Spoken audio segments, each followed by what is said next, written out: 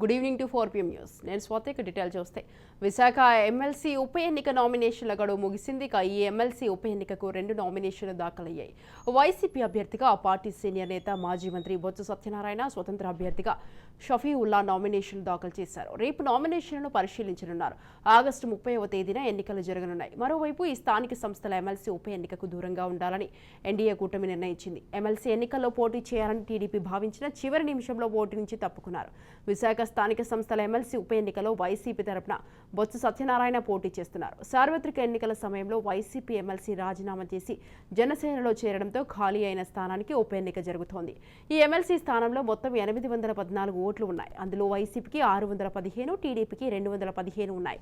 ఈ సంఖ్యా బలాన్ని పరిశీలిస్తే వైసీపీకి సంపూర్ణ మెజార్టీ ఉంది.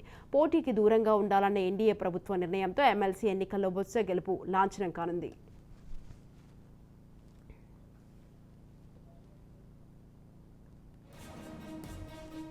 రైట్, ఈ విషయంపై మరింత సమాచారం మా ప్రతినిధి శ్రీరామ్ ఫోన్ లైన్ లో ఉన్నారు. శ్రీరామ్.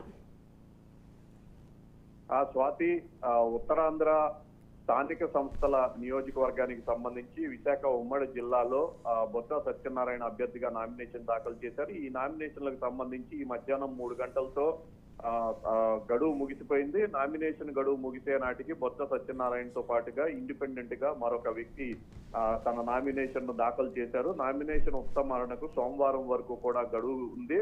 మరోవైపు కూటమి నుంచి కూడా చివరి నిమిషం వరకు అభ్యర్థిని దింపుతారని భావించినప్పటికీ కూడా టీడీపీకి సంబంధించిన అధినేత చంద్రబాబు నాయుడు ఈ ఎన్నికలలో పోటీ చేయరాదని నిర్ణయం తీసుకున్నారు. ఈ నిర్ణయాన్నే కూటమి నేతలకు కూడా వెల్లడించారు.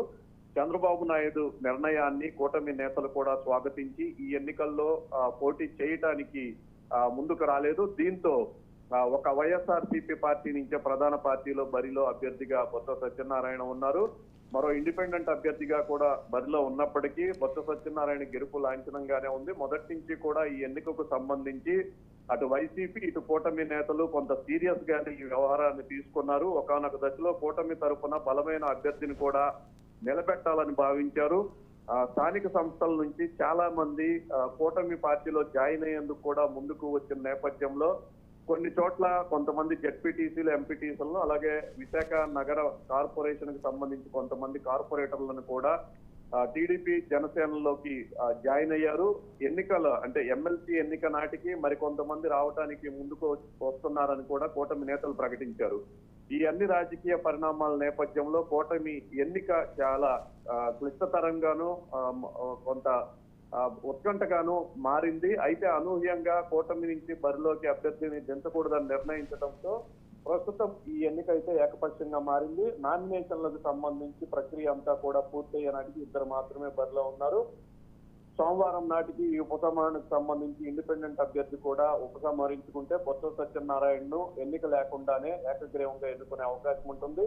ఒకవేళ ఇండిపెండెంట్ అభ్యర్థి బరిలో ఉంటే ఈ నెల 30వ తేదీన ఎన్నిక జరగనుంది. అప్పటికి కూడా బొత్స సత్యనారాయణ విజయం లాంఛనమే అవుతుంది. మొత్తానికైతే ఉత్కంఠ భరితంగా నిన్నటి వరకు కూడా సాగిన ఈ ఎమ్మెల్సీ ఎన్నికకు సంబంధించి కూటమి అభ్యర్థిని బరిలోకి దించకపోవడంతో ఏకపక్షంగా మారిందని చెప్పుకోవచ్చు. Swathi. Right. Thank you Sriram. Thanks for the details.